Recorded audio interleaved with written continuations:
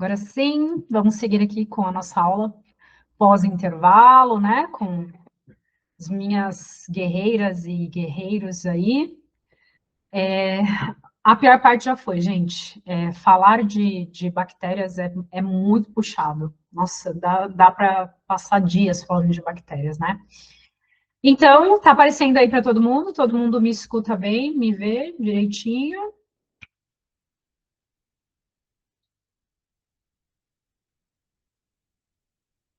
Não estou conseguindo limpar a apresentação, ele não está me obedecendo. Ah, isso já aconteceu outras vezes. Eu vou ter que parar aqui essa apresentação. Aí. É, o Meeting tem dessas. Vamos, querido. Não deixa eu passar a apresentação, gente. Simplesmente. E não deixa eu sair dela. Espera aí, deixa eu ver o que eu faço. Vou parar. Parar compartilhamento. Gente, a apresentação tá rolando aqui, ela não sai da tela por nada nesse mundo. Minha filha, como assim, gente? Vou diminuir isso aqui. Já eu vou ter que fechar ela aqui. Ter que fechar ela e abrir de novo. Apresentação de slides, do slide atual. Vamos lá, vamos ver se agora vai.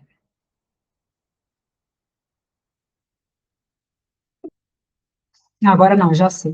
O Meeting tem dessas, agora eu já sei o que eu tenho que fazer. A gente vai ficar um pouquinho no modo assim. Pronto. Tem que ficar um pouquinho no modo assim. E depois ele deixa a gente voltar. Não gosto disso, né? Porque aí fica a tela toda aberta, mas enfim, daqui a pouco ele deixa a gente voltar, já estou acostumada já. Essa é uma falha do Google Meeting. Então vamos lá, gente. Bom, sobre bactérias, né? Nós temos aí a nossa pele, então, como portas de entrada, né? Então, a gente tem, dependendo do ser humano, considerando aí um ser humano com, vai, 1,70 m de altura, cerca de 70 quilos, quase 2 metros quadrados de pele, né? Então, são quase 2 metros quadrados aí de chances para bactérias e outros micro-organismos entrarem, né? Então, só que assim, a pele, ela é um ambiente inóspito. Primeiro, a pele, a maior parte da pele do nosso organismo é uma pele fina. Então, ela tem, vai, no máximo, é, meio milímetro de espessura, né? Ou um pouquinho mais. Já a pele da palma das mãos, né, da planta dos pés, essa já é uma pele espessa, né? Então é um pouco mais grossa. Então a gente considera, no geral, aí a pele fina, né? A gente tem a pele como um ambiente inóspito, por quê? Primeiro, o pH da pele, gente, não é neutro. É ali uma média de 5,5 de pH. É um pH relativamente ácido, né? E a gente tem toda uma microbiota na pele. Então, a gente tem muitos micro-organismos na pele, são bactérias, são fungos, são protozoários, enfim. E esses micro-organismos, a nossa microbiota, ela já está adaptada. Então, a esse pH, as características da nossa pele, para ela não é algo inóspito. Mas, para micro-organismos que não são da nossa microbiota, esse ambiente se torna inóspito. Primeiro, é um pH que é é ácido e bactérias, a grande maioria delas não é muito chegada a pH ácido, né? Segundo, você tem outros micro-organismos lá que dominam o ambiente, que produzem substâncias contra outros micro-organismos que não são dali, eles competem entre si, eles competem por nutrientes. Então, vai melhor quem já está acostumado com aquele ambiente, né? Então, a nossa microbiota, pensando, vai na microbiota da pele, das nossas mucosas, ela está já adaptada àquele ambiente. Então, para ela sobreviver ali, é muito mais fácil do que para micro-organismos novos. Então, a pele, as mucosas e outros ambientes que são colonizados por micro-organismos, são portas de entrada, sim, mas são também uma forma de proteção, né? Porque a gente tem a microbiota ali e, obviamente, que a gente tem um sistema imune também agindo.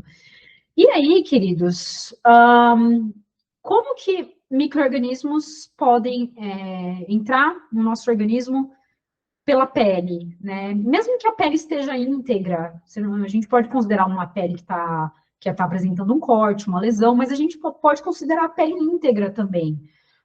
Por exemplo, por folículo piloso, né? Então, a gente tem uma possibilidade de micro-organismos entrarem ali através do folículo piloso. Embora a pele tenha uma baixa permeabilidade, porque ela é muito rica em queratina, né? Perdão, ela é um ambiente relativamente seco, não é uma mucosa, né?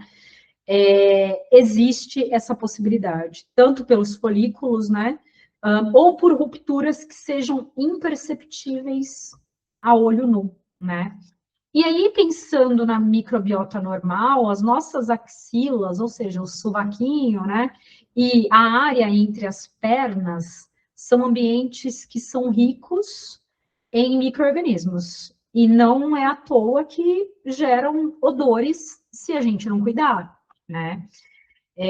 Eu tenho uma amiga que ela tem que utilizar aqueles desodorantes que são para controle de micro-organismos, né? Porque senão, eu brinco, ela fala, ela fede. Não, ela fede. Então, ela usa aqueles que são control, né? E eu tenho uma outra amiga que ela está apresentando obesidade e, às vezes, ela apresenta um corrimentozinho, um mau cheiro entre as pernas. Por quê? Por conta da proliferação de micro-organismos, tá? Pessoas que estão apresentando ali obesidade já no nível mórbido, né, que tem muita gordura, são muitas dobras, apresentam crescimento de fungos, apresentam crescimentos bacterianos, aí tem que passar pomada, enfim, tem gente que gasta tubos e tubos de pomadas por conta desses crescimentos, tá? E pensando em couro cabeludo, a nossa população bacteriana, ela é pequena, tá? Mudou o slide aí para vocês? Não? Eu vou parar aqui a apresentação e vou começar de novo, porque o Meeting faz dessas, né? Apresentação de slides, vou lá de novo. Janela, compartilhar.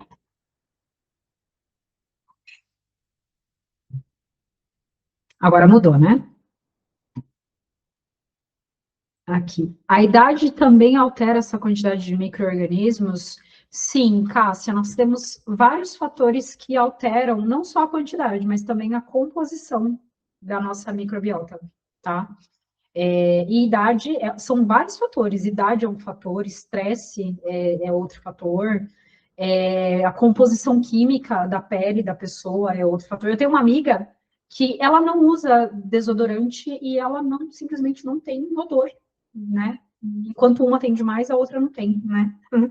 Quando eu era adolescente, eu tinha essa dificuldade com cheiro. Então, é porque na adolescência, gente, considerando ali puberdade, a gente está passando por uma transição hormonal muito grande, tá? E aí muda mesmo. O adolescente, se não tomar cuidado, fede mesmo, fede mesmo.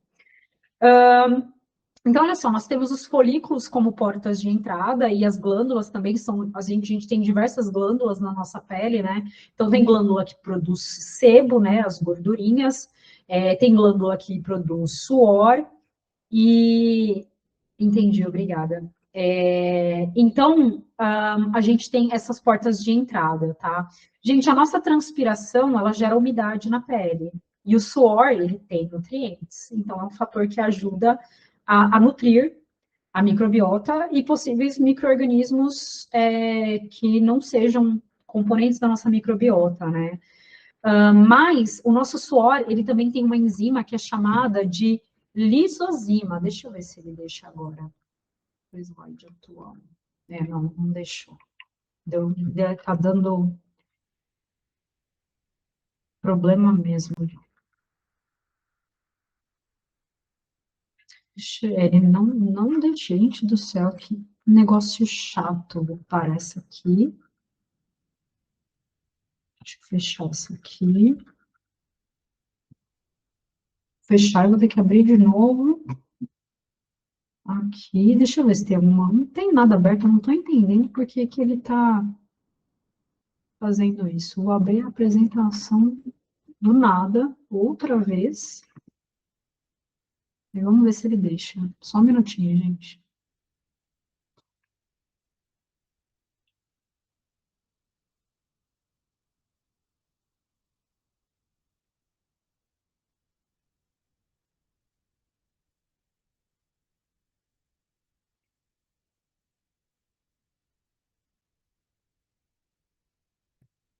Menopausa também mudou o cheiro do meu suor. Tenho que tomar mais banho que antes.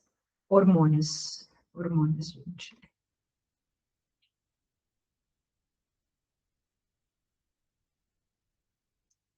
Vamos lá. Então, deixa eu voltar aqui.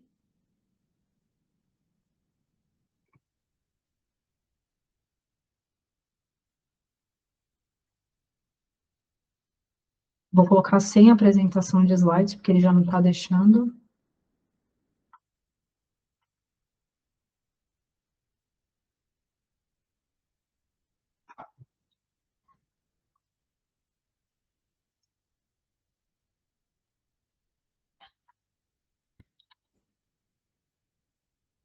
Bom, por enquanto vamos assim. Bom, as membranas mucosas, então, quando a gente pensa no todo o trato digestório, desde a cavidade oral até lá o intestino grosso, né? O trato respiratório em si, nós temos o quê? Mucosas. Então, a gente não chama de pele, por exemplo, ó, isso aqui, ó, não dá para chamar de. Na verdade, até dá para chamar de pele, mas ela não é queratinizada. Então, por ela não ser queratinizada, ela não se torna seca. E aí a gente tem a produção de uma proteína, né, que junto com água forma muco, ou seja, essa superfície é molhadinha, então ela se torna uma mucosa. E as mucosas são frequentemente ácidas, elas têm um pH frequentemente mais baixo, né, pensando bem rente ali à camada de células, né, é um pH frequentemente mais baixo, né? Mas nós vamos ter micro-organismos encontrados em todo o nosso trato respiratório, inclusive até os alvéolos pulmonares, tá? Na região do olho, a gente tem ali na conjuntiva e na córnea, que são as porções mais externas, as porções mais internas são estéreis, tá? E a microbiota que está presente nessas áreas do olho, ela é muito parecida com a microbiota da pele, por conta da proximidade, né, com os cílios e com as pálpebras, né. E nós vamos ter também, pensando em um lado muito importante, a microbiota intestinal, e aí a gente pensa em intestino grosso, né. No intestino grosso, nós temos mais de 700 espécies de bactérias, tá? Em grandes quantidades, gente. Então, em um grama de fezes, você tem nada ali, pelo menos 1 bilhão de bactérias, tá? Em 1 grama de fezes, tá? Intestino delgado. Então, deixa eu ver se aqui a caneta não vai funcionar. Intestino delgado, eu vou passar a setinha aqui, que é esse mais fino, né? A primeira porção logo após o estômago. O intestino delgado apresenta bactérias? Sim, ele não é um ambiente estéril, mas é pouca quantidade, não, nem se compara ao intestino grosso. Quando a gente tem um crescimento exacerbado de bactérias no intestino delgado, que é uma região de digestão e de absorção dos nutrientes mesmo, a gente tem a tal da SIBO, né? É super crescimento bacteriano no intestino delgado. Então, não é que não tem bactéria ali, tem, mas a quantidade é muito menor e a variedade também do que a do intestino grosso. A do intestino grosso, a gente vai ter mais de 700 espécies em grandes quantidades. E aí a gente tem diferentes populações, né? Então a gente tem um equilíbrio entre essas bactérias. Pensando numa microbiota normal, regulada, a gente tem um equilíbrio nas proporções entre essas bactérias. Quando a gente tem um desequilíbrio, seja nas proporções, olha, eu tenho mais dessa e menos dessa, ou mais daquela e menos dessa, ou na quantidade, né? Eu tenho muito mais bactéria do que deveria, ou menos, enfim, eu tenho aquilo que é chamado de disbiose, tá? E aí, principalmente no contexto do nutricionista, né? SIBO e disbiose são duas coisas que muitas vezes se sobrepõem, né? Então, a pessoa pode apresentar uma SIBO juntamente com uma disbiose, ou ela pode apresentar só uma coisa, só a SIBO ou só a disbiose. O diagnóstico não é um negócio tão simples, né? Porque os sintomas às vezes se sobrepõem e a gente não tem um exame, exame padrão ouro para diagnosticar disbiose, ou sintoma padrão ouro, ou sintoma padrão ouro para SIBO, ou exame padrão ouro para SIBO. Então, aí a gente precisa considerar toda a história do paciente, a gente tem que considerar os sintomas, né? Então, por exemplo, quando a gente tem um supercrescimento bacteriano, né, uma SIBO, frequentemente a pessoa apresenta uma sensação de estufamento e fermentação logo após as refeições, 10 a 15 minutos. Por quê? Porque esse crescimento, essa fermentação está ocorrendo no intestino delgado, ou seja, na primeira porção, então ocorre mais rápido. Né? Já pensando numa disbiose, o desconforto ele costuma aparecer de uma forma um pouco mais tardia. Então, assim, não é fácil separar uma coisa da outra e elas ainda podem estar sobrepostas. Então, tem histórico do paciente, tem toda a sua anamnese, tem exames, né? Tem o exame dos gases que são liberados pela microbiota, aí, né, que a gente consegue detectar assoprando, e aí tem o tipo de nutriente que é dado para fazer esse exame. Então, é um conjunto de coisas para conseguir chegar a um diagnóstico, tá? E vamos combinar uma coisa, tá, gente? Eu sei que muitas vezes para o nutricionista quase que tipo, a pessoa tem uma coisa para, a pessoa está com uma desbiose, vamos indicar um probiótico ou um prebiótico. A pessoa está apresentando uma alteração intestinal, não está indo no banheiro direito, não vai lá uma vez por dia, mudou, né, a evacuação. Muita gente toma a conduta que não é a mais correta, que é indicar lá o probiótico ou o prebiótico. Não é assim que funciona, tá, gente?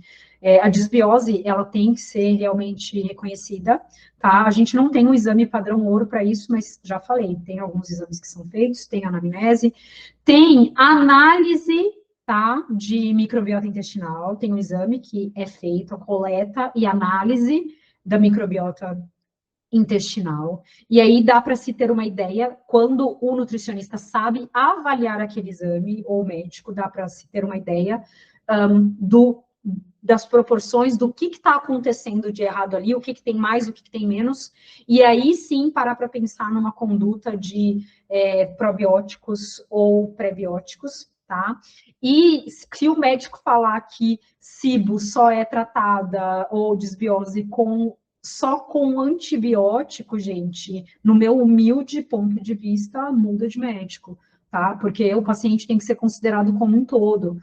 E muitas vezes o antibiótico vai ser necessário. Inclusive, para SIBO tem um antibiótico que eu esqueci o nome dele, rifa alguma coisa, que é muito utilizado, gente, mas a conduta do nutricionista junto faz toda a diferença, né? Você vai dar alimentos muito fermentativos, food maps, altamente food maps para o seu paciente, se ele já está tendo uma alta fermentação no intestino delgado, não faz sentido. E não faz sentido dizer que só se cura uma SIBO com antibiótico, só com antibiótico, tá? O nutricionista é muito importante aí. E aí, para a gente finalizar essa parte aí falando de microbiota intestinal, a SIBO, gente, ela pode ter diversas causas, tá? Então, não, quando o paciente apresenta uma SIBO, a questão não é só tratar o sintoma, tem que investigar a causa base, que pode ser, por exemplo, uma doença celíaca, né? Então, não é difícil um paciente que apresenta doença celíaca ter uma SIBO, por conta das alterações que ocorrem na mucosa intestinal. Alteração pode ser alteração de motilidade, de trânsito intestinal, um diabetes pode estar envolvido, tá? Então, vocês, como nutricionistas, futuros nutricionistas ou pós-graduandos, vocês sabem muito bem a importância que vocês têm nessa parte clínica, tá? Investigativa, inclusive. E quando a gente pensa lá em desbiose, pensando lá mais para o intestino grosso, a gente tem que considerar também as doenças que se sobrepõem, as inflamatórias, né? Então, a gente tem as colites, a gente tem Crohn, mas a gente tem síndrome do intestino irritável também, tem intolerância à lactose. É um mundo difícil de se trabalhar, e principalmente pensando que a gente tem micro-organismos associados, porque os sintomas muitas vezes se sobrepõem, né? Então, às vezes a pessoa acha que tem intolerância à lactose, na verdade o que ela tem é uma síndrome do intestino irritável, que acaba fazendo com que ela tenha sintomas similares e com que também a lactose não seja digerida corretamente como deveria. Mas esse é um assunto muito que entra na nutriclínica, né? E muito para quem vai especializar na parte gastro, né? Bom, aqui eu coloquei para vocês alguns exemplos de bactérias e as doenças que causam, tá?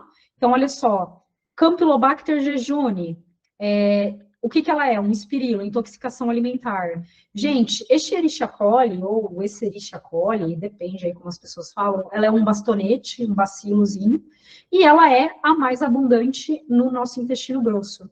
E ela é, então, um indicador de contaminação por fezes, ou seja, para a gente detectar se um alimento ou alguma superfície está contaminada com fezes, tem que ser detectada Escherichia coli, tá?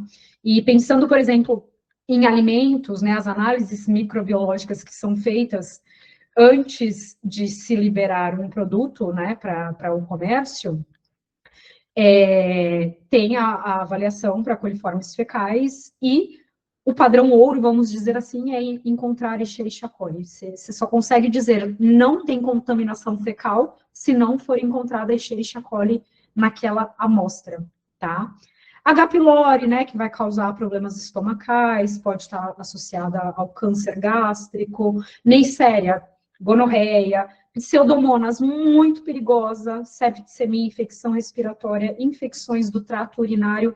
Pseudomonas, gente, para cosmético, não pode, a legislação Anvisa diz que um cosmético, para ser liberado para o comércio, não pode apresentar nenhuma unidade formadora de colônia de pseudomonas. Porque se for um cosmético para o olho, para a região dos olhos, contaminado com pseudomonas, pode cegar a pessoa, tá? Então, estafilococos e pseudomonas são terminantemente proibidos em cosméticos, tá? Da mesma forma que a salmonela não deve ser encontrada em aves, né? Para comércio, para comercialização, para o frango, né? Bacillus anthrax causa antrazo, Clostridium tetani causa tétano, Clostridium botulinum causa botulismo, né? Essa é uma gram positiva, causa botulismo, né? Staphylococcus aureus, muito associados a infecções de feridas, furúnculos, né? Septicemia, né? Ou seja, ali uma infecção generalizada. Streptococcus pneumoniae, causa pneumonia e meningite, né? E Treponema pallidum, que causa sífilis, né, gente? As pessoas acham que sífilis é algo que não é comum, ainda existe muita infecção por sífilis, tá? E agora que finalizamos as bactérias, vamos aí para a segunda parte da nossa aula, que já é uma parte menor, que é falar sobre a biologia de fungos e de vírus, né? Então, olha só, queridos, biologia de fungos. Os fungos, como nós aprendemos, são células do tipo eucarionte, são células mais complexas, com organelas membranosas, né? O núcleo, ele é envolvido ali por uma membrana, o DNA está envolvido por uma membrana, então são células que têm uma estrutura mais complexa. Mas ele vai apresentar também, aqui tem a representação de uma célula fúngica, e ela vai ter a membrana plasmática, que está em verde, ela vai ter outro envoltório, que é a parede celular, tá? E ela também vai ter uma cápsula mucopolissacarídica. Em palavras mais simples, uma cápsula que é mucosa e com bastante carboidrato na composição. Então, a estrutura até lembra a de uma bactéria, né? Então, membrana, uma parede e uma cápsula em volta contendo carboidrato na composição. Só que o que vai mudar? Composição química.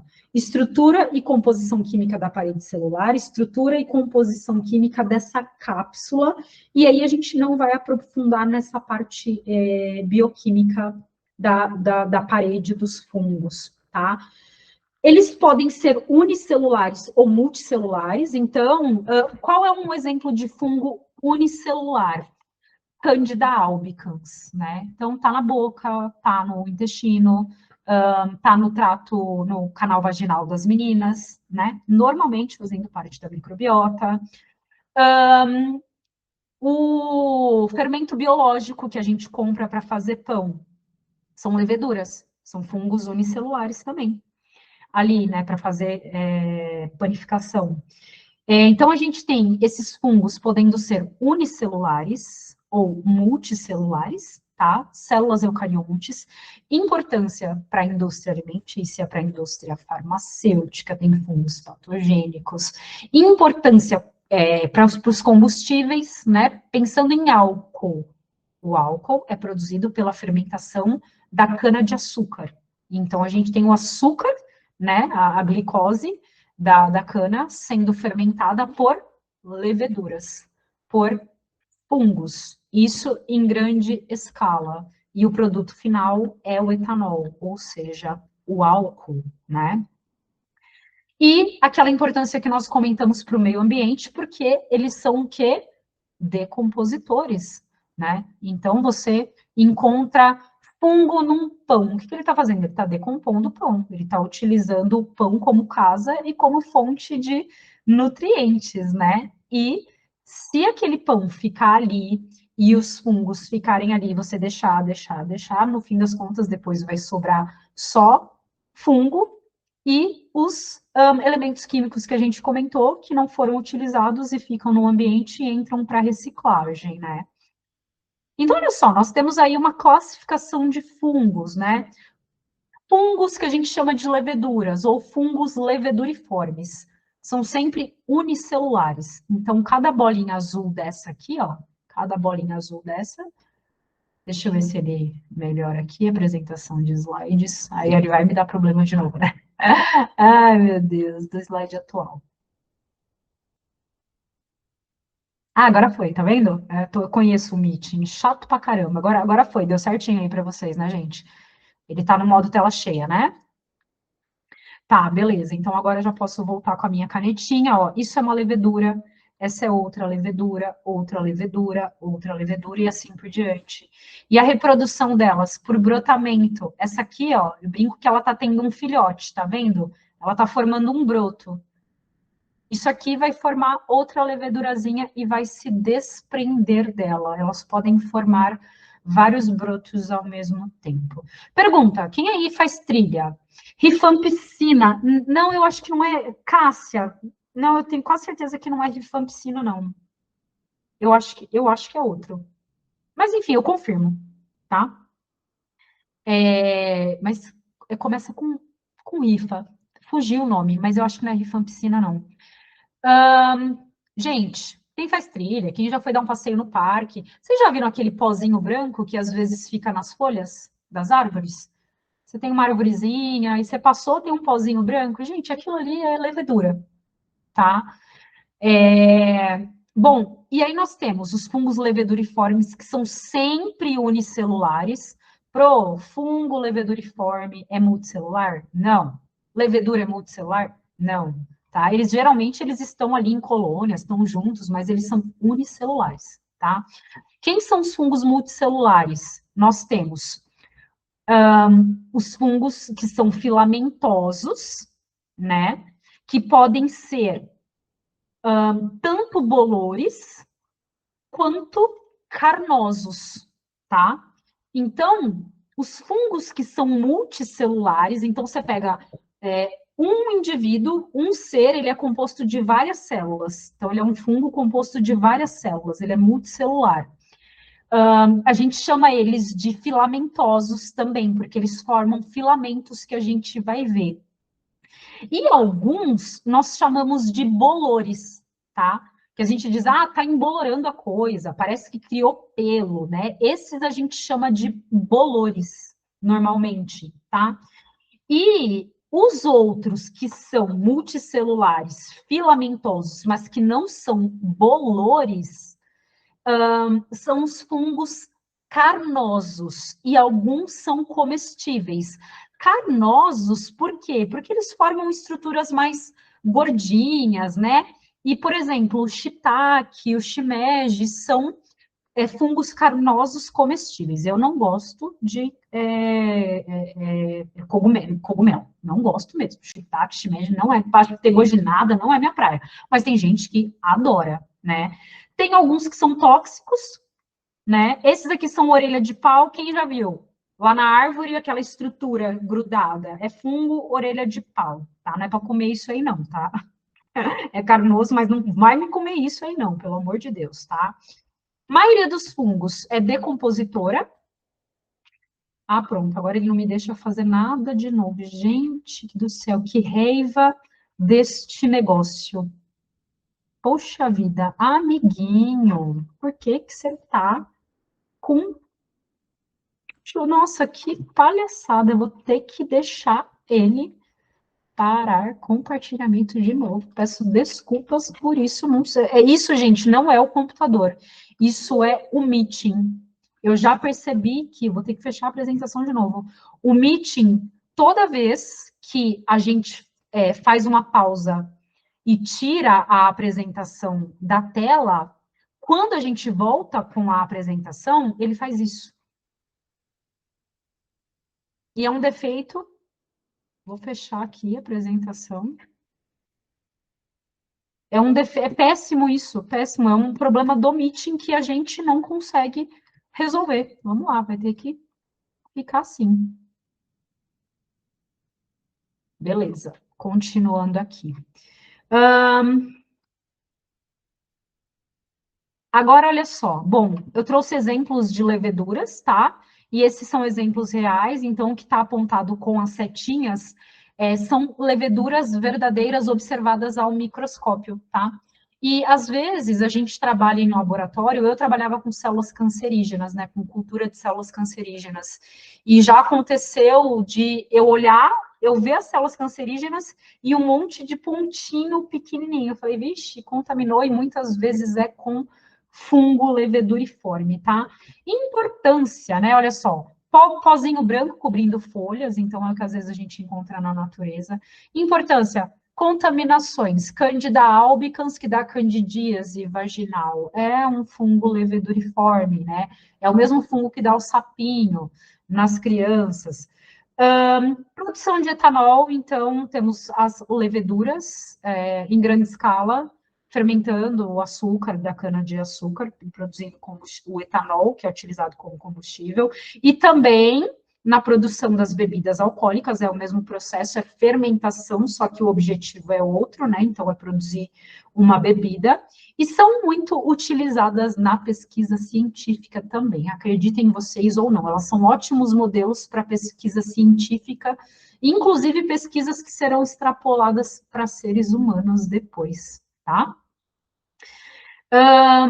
Então, olha só, os fungos filamentosos, a gente chama de fungo filamentoso porque eles são multicelulares, então são várias células, e elas são compridinhas, elas vão formando esses filamentos, né? Então, o que acontece? Aqui está a superfície, imagina que isso aqui é a Terra. A parte de baixo é um monte de células, um conjunto de células, e que a gente chama em conjunto de micélio. Parece uma raiz, tá? Parece. Mas não é uma raiz, porque quem tem raiz são os fotossintetizantes, são as plantas, tá? Lá no começo, quando se descobriram os fungos, achavam que eles eram plantas, que eles eram fotossintetizantes, inclusive por conta dessa estrutura que lembra uma raiz, mas não é. A gente chama essa estrutura de micélio, tá? Então, olha só, quando você pega um pão mofado, acompanha a minha setinha aqui, ó. Você tem um pão mofado. O micélio, ele tá por dentro. Você não enxerga. É como se fosse a raiz. Ele ancora o fungo ali. Aquela porção que você está enxergando, que parece pelo, ou que está azul, ou que está verde, ou o escambau A4 lá no pão, no alimento, que está cinza, é essa porção que fica na superfície, tá? Esse talinho aqui e essa estrutura aqui é característica do cogumelinho, né? O píleo, a gente chama essa estrutura de píleo.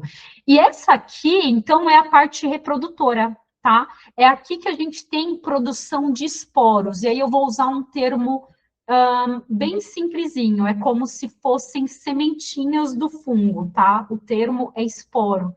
E aí o que acontece? Quando você tem, parede mofada, uma roupa mofada, um sapato mofado, seu nariz começa a coçar.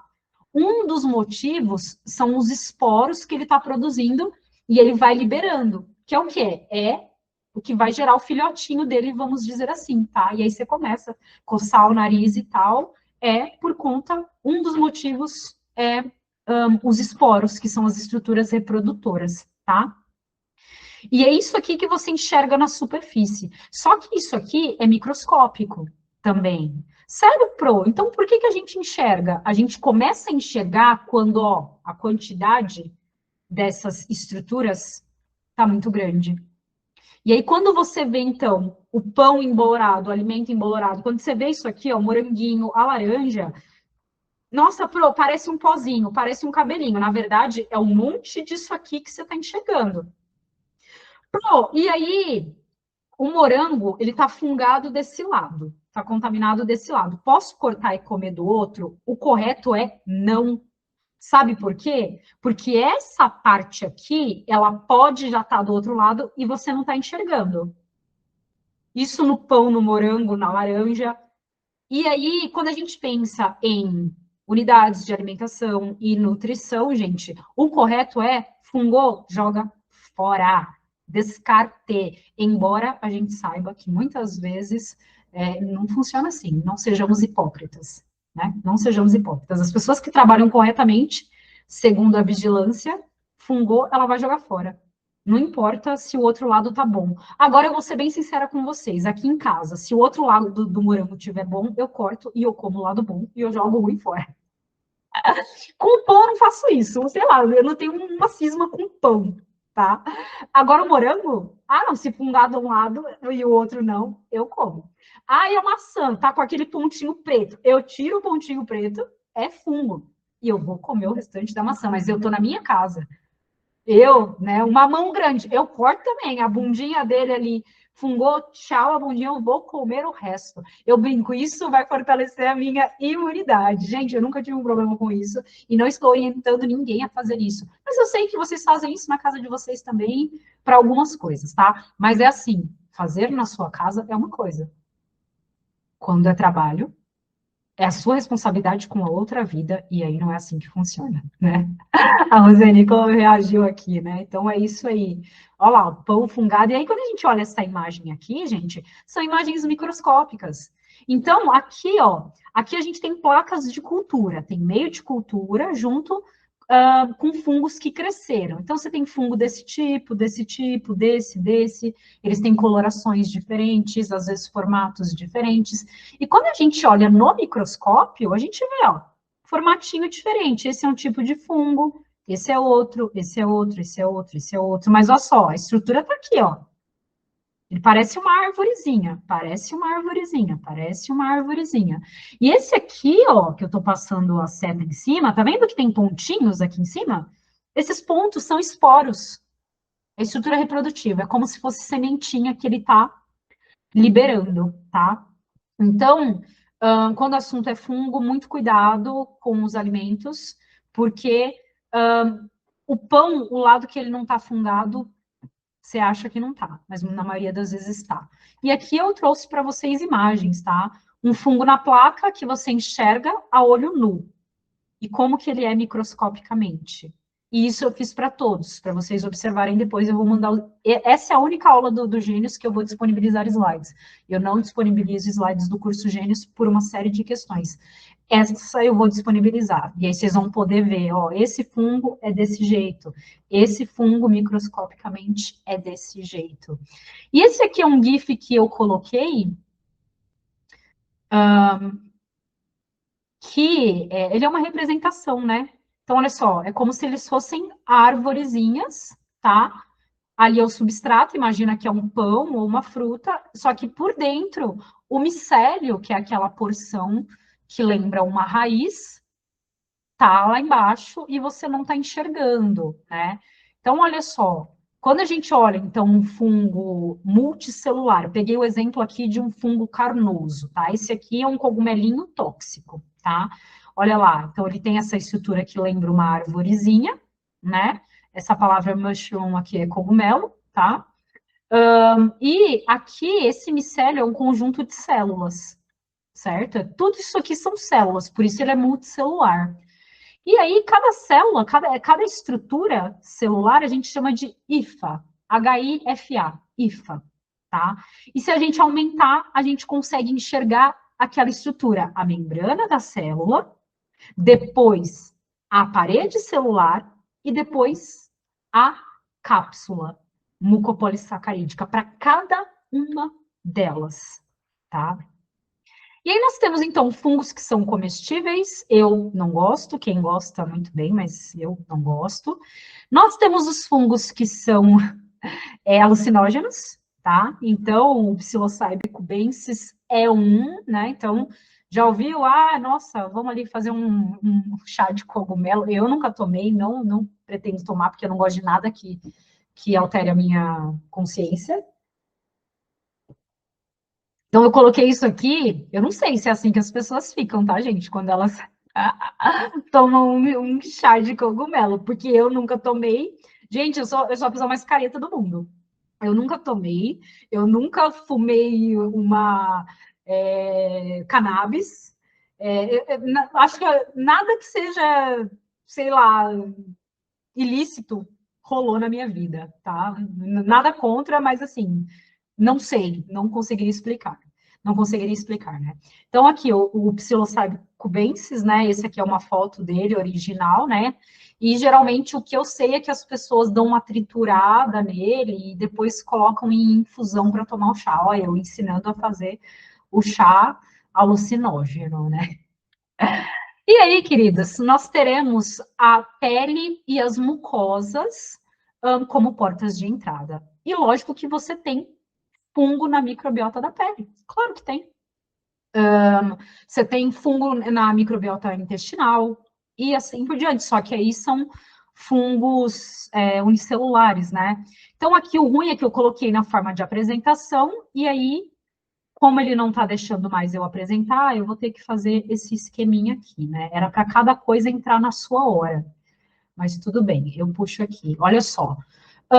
As micoses são as doenças que são geradas por fungos, tá? Então, a gente dá esse nome mais popular, que é micose. E, de acordo com o grau de envolvimento tecidual e a forma de entrada, a gente classifica essa micose. Então, por exemplo, as cutâneas.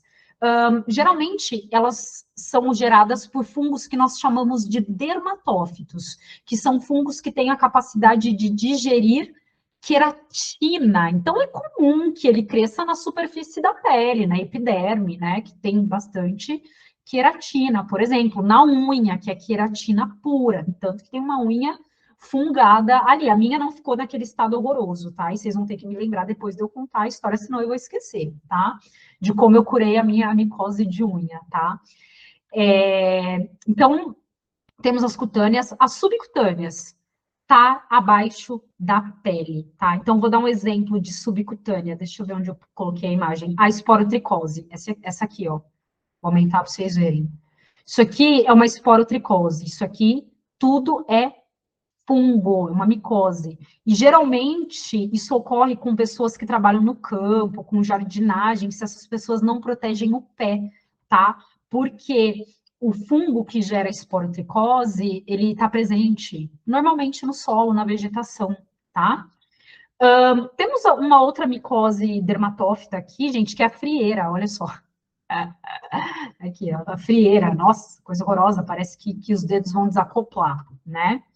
Temos as sistêmicas, que são mais perigosas, né? Então, a esporotricose é uma, né? Perdão, a esporotricose é subcutânea, a histoplasmose é uma. Isso aqui é um pulmão, 2 pulmões, na verdade, infectados com fungo. Pro 2 pulmões, sim. Imagina que sou eu, você pegou aqui, me cortou, jogou para fora minha cabeça, meu peito aqui, deixou o restante do meu corpo na altura dos pulmões e você está olhando por cima, tá? É uma visão superior. Então, você está enxergando. Deixa eu ver onde está. Bom, se o coração está aqui, você está enxergando o lado esquerdo e o lado direito, ó. Lado esquerdo, lado direito. Como é que eu sei? Porque eu estou vendo uma vértebra aqui. A vértebra está nas costas. Então, essa é a parte de trás, lado pulmão esquerdo, pulmão direito, e aqui a parte do mediastino, onde você vai encontrar o timo, o coração e piriri pororó. Tudo olhando de cima. Esses pontos brancos são fungos desse tipo aqui, ó. Tá? Que a gente chama de histoplasma. E eles podem gerar essa infecção no sistema respiratório, tá? E temos os fungos que são chamados de oportunistas, tá? Pô, se eu inalar histoplasmose, o fungo, né, que gera histoplasmose, obrigatoriamente eu vou ter histoplasmose? Não obrigatoriamente. Você tem sistema imune. Depende da carga, da quantidade que você inalou, da frequência de inalação, tá? Oportunistas. O que é um micro-organismo oportunista? É um micro-organismo que, quando ele está no local normal dele, ele não dá problema. Por exemplo, Escherichia coli no intestino, ela não dá problema. É normal ela estar lá. O problema é quando ela atinge a uretra, pensando principalmente nas mulheres. Ela causa infecção do trato urinário. Então, tem infecção por Escherichia coli. Isso não é difícil de ocorrer, principalmente nas meninas, nas crianças, porque ainda não aprenderam a se limpar direito. E aí se limpa, faz lá o número 2, se limpa de trás para frente. Traz fezes para a região da uretra, tá? E não só com meninas, mulheres isso também pode acontecer. Então a gente chama isso de oportunismo, porque a Escherichia coli no intestino grosso, ela está sob controle. Tem muita dela lá, mas ela está sob controle, ela tem uma proporção ali com relação às outras. Quando ela chega na uretra, faz parte ali do trato urinário, você não tem a Escherichia coli ali, então ela domina.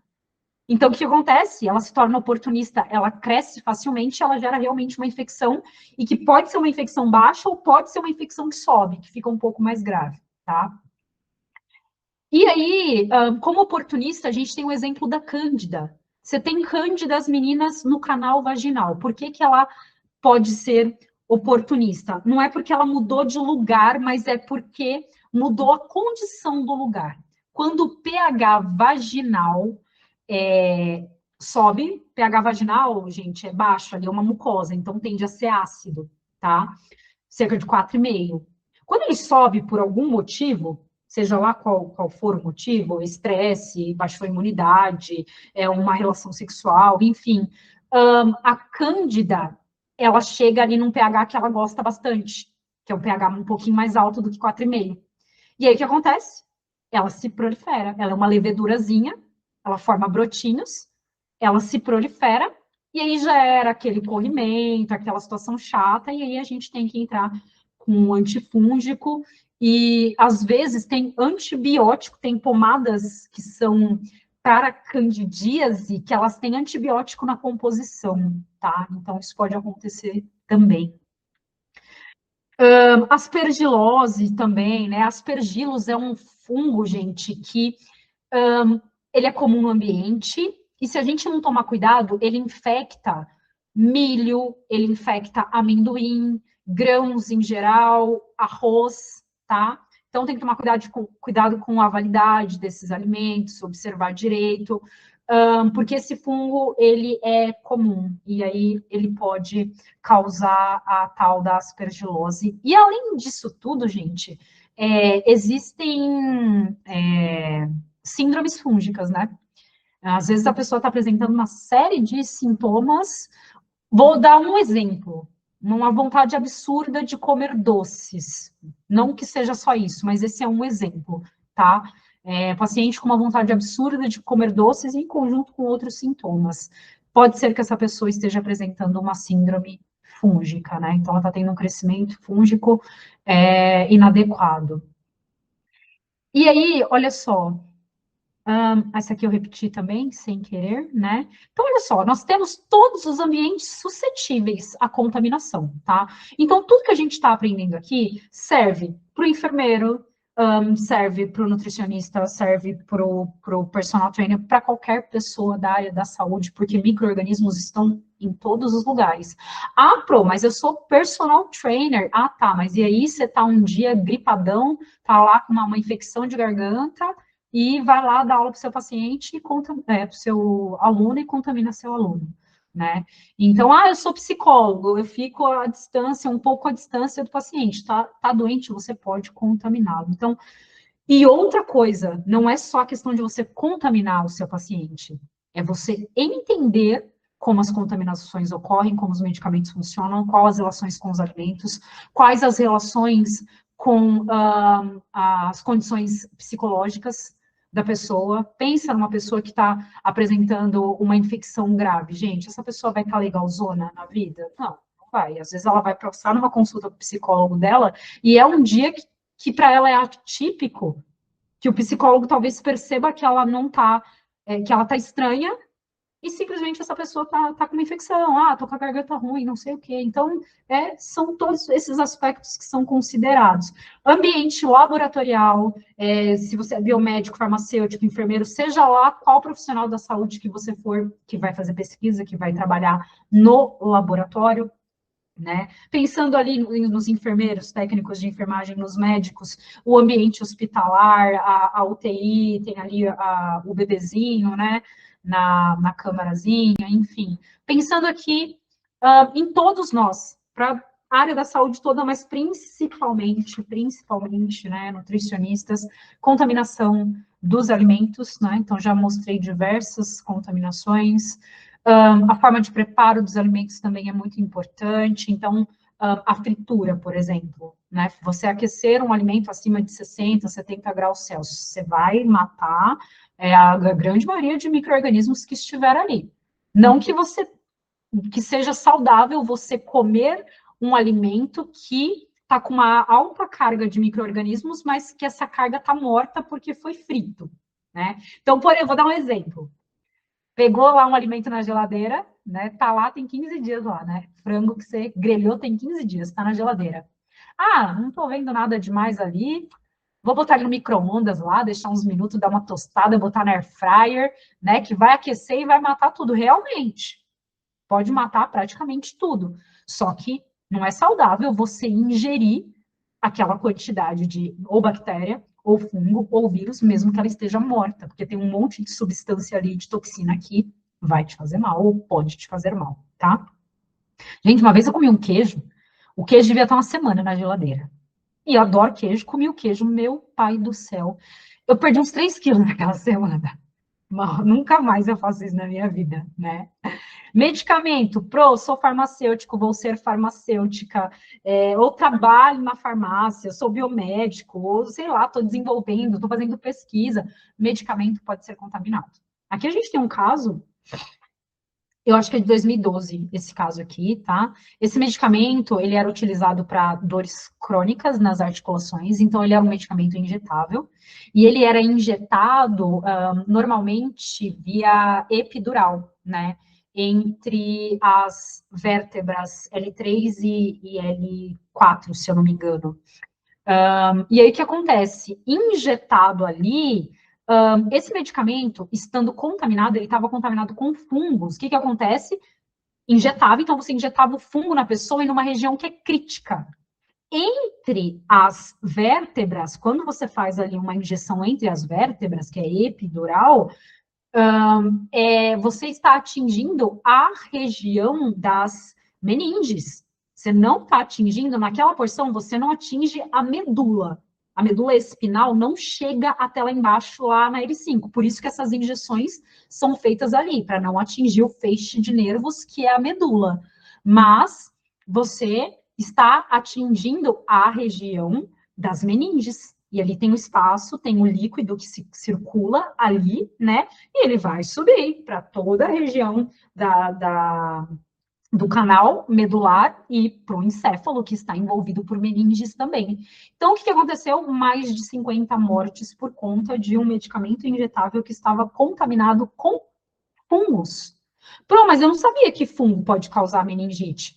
Fungo pode causar meningite, alguns fungos, bactérias podem causar meningite, meningite bacteriana, e vírus podem causar meningite, meningite viral. Né? A meningite não é a classe do micro-organismo em si, é a região que está sendo infectada, né? Que está sendo inflamada por conta ali da infecção. Pode ser por um fungo, pode ser por uma bactéria ou pode ser por um vírus. E elas são muitíssimo graves, né?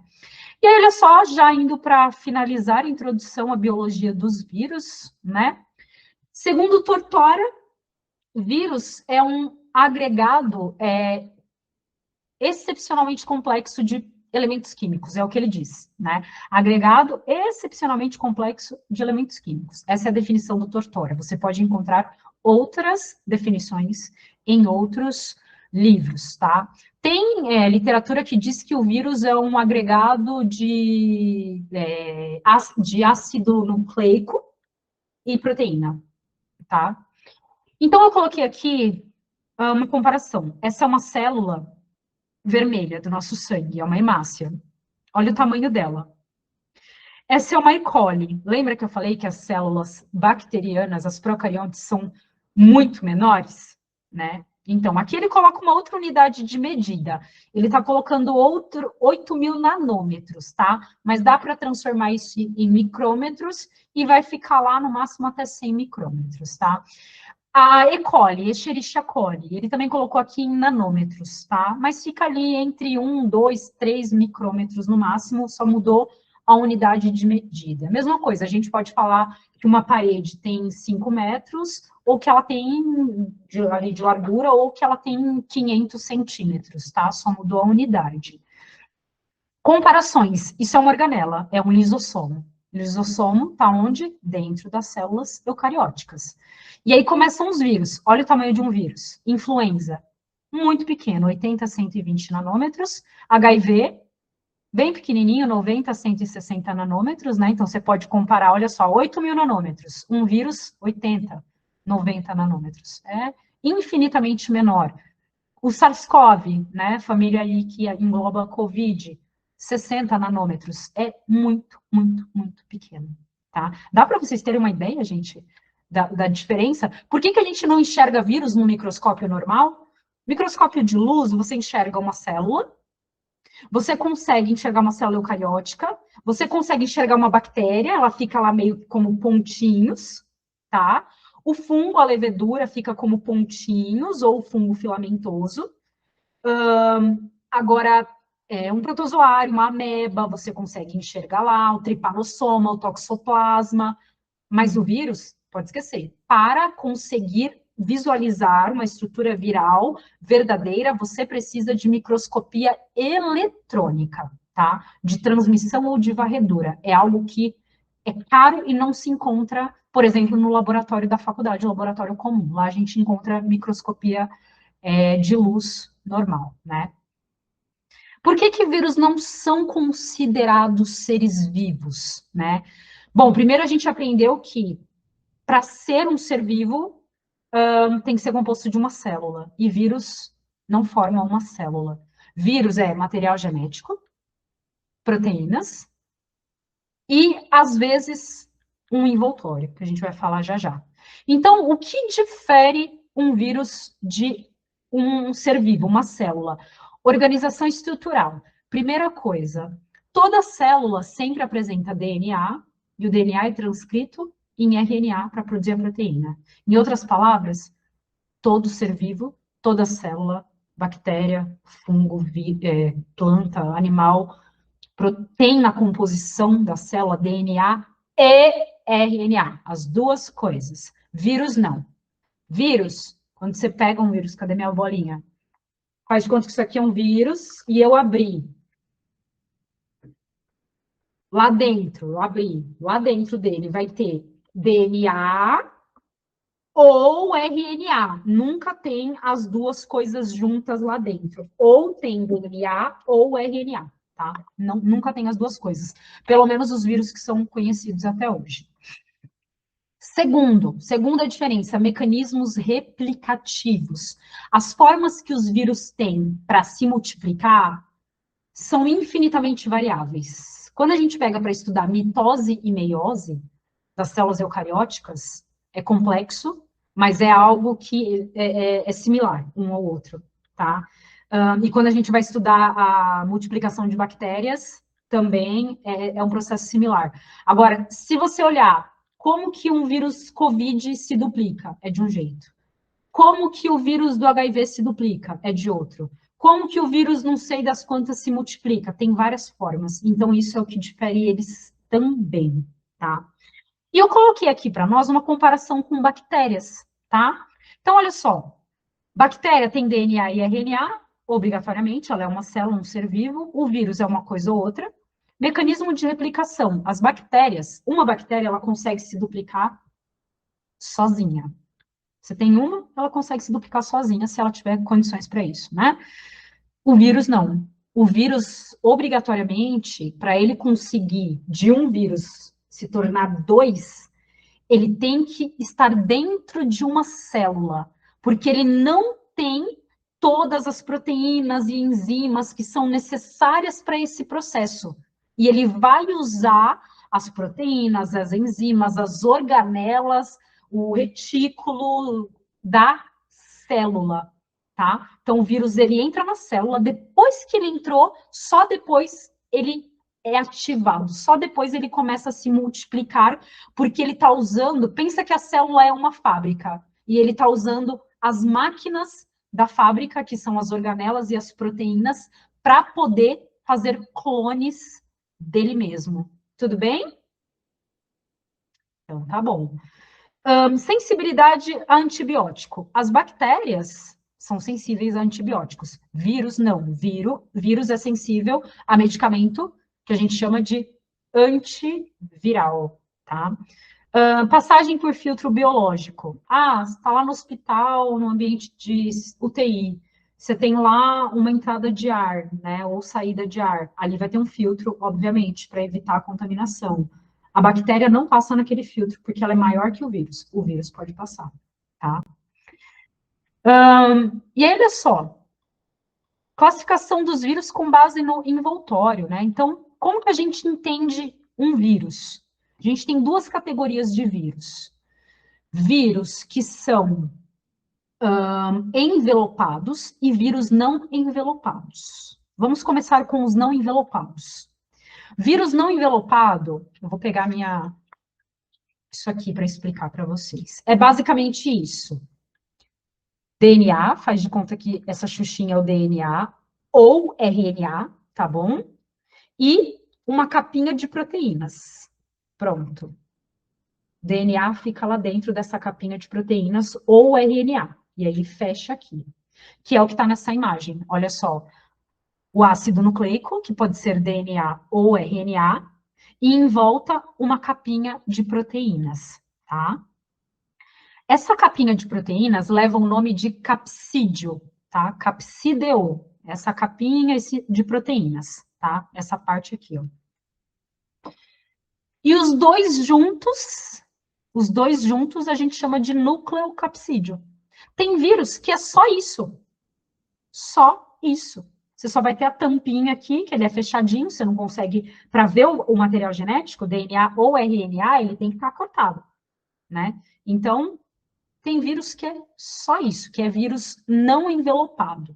Agora, tem vírus que vai ser isso, ou seja, o ácido nucleico, que pode ser DNA ou RNA, envolvido pelo capsídeo, tá? Que são as proteínas, essas bolinhas aqui, né? E em volta, então, eu vou pegar aqui, olha só. Faz de conta que é um vírus de DNA, o DNA dele, o capsídeo, que é o conjunto de proteínas, e mais um envoltório, um envelope, tá? E aí ele é todo fechadinho. Então, envelope, ele tem uma capinha depois do capsídeo. Esse envelope, ele lembra a membrana plasmática. Ele é composto de lipídios e glicoproteínas, tá? E são essas superfícies que interagem com as células humanas, tá bom? Então, vamos supor que você foi infectado por um vírus não envelopado. Como que ele vai se ligar com a sua célula para ele poder entrar nela? Através das proteínas do capsídeo.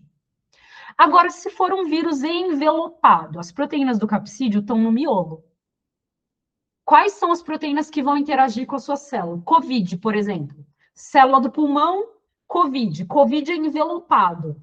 Quem interage com o receptor da célula do pulmão? São essas proteínazinhas que estão formando o envelope, tá? Tudo bem até aqui? Então, maravilha.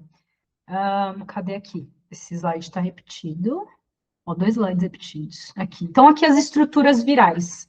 Tudo que eu já falei para vocês, né? Envelope viral, pensando num vírus envelopado. Camada mais externa, né? Então, combinação de proteínas, carboidratos e lipídios, né? Função, proteção, interação com a célula. Se a gente pensar no COVID, essas pontinhas aqui, ó, que são chamadas de espículas, são proteínas, são glicoproteínas, estão representadas aqui, que elas que entram em contato com a célula pulmonar, por exemplo. E aí ela consegue, esse vírus consegue entrar na célula pulmonar por conta dessa interação que ocorre.